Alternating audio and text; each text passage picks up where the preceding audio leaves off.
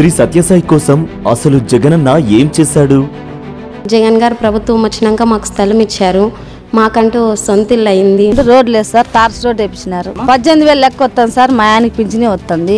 నా పిల్లలకి అమ్మఒడి వచ్చింది 3 ఏళ్ళు. మామూలు డాక్రా సంఘాల్లో రుణమాఫీ అవుతుంది, పావల వడ్డీకి రుణం వస్తుంది. ఇవాళ అనేకమైన సంక్షేమ పథకాలు ముఖ్యిస్తున్నాడు. మా అమ్మకు పెన్షన్ కానీ, మా నాన్నకు పెన్షన్ కానీ, ఒక ఇల్లు కానీ, రైతు భరోసా కానీ, అనేకమైనటువంటి మా ఇంటికే కాదు ప్రజలందరికీ కూడా ఇస్తున్నటువంటి జగన్మోహన్ రెడ్డి గారిని ముఖ్యమంత్రి చేయడానికి సిద్ధంగా ఉన్నామని మేమందరం కూడా గట్టిగా ఫ్యాన్ గుర్తుగా ఓటేసి మిమ్మల్ని అధికారంలోకి తెస్తామని హామీ ఇస్తున్నాం.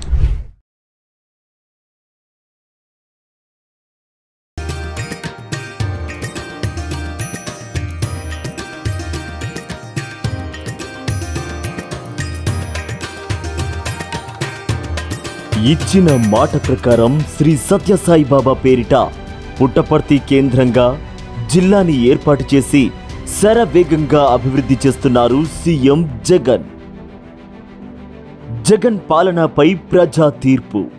శ్రీ సత్యసాయి జిల్లా నేటి వరకు 3,942 కొత్త ఎంఎస్ఎంఈలు స్థాపించబడ్డాయి.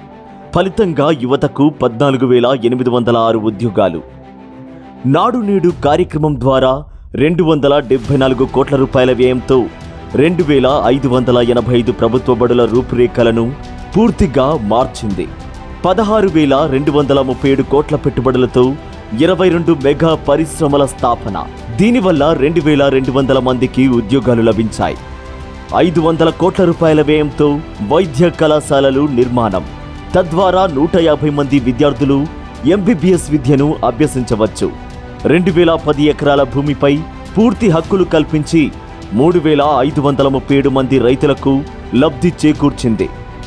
జిల్లా వ్యాప్తంగా 3,01,556 కుటుంబాలకు కుళాయి నీటి కనెక్షన్ల ద్వారా తాగునీటి సమస్యను తీర్చారు. ఇది ముమ్మాటికి పేదల ప్రభుత్వం, పేదవాడి ప్రభుత్వం.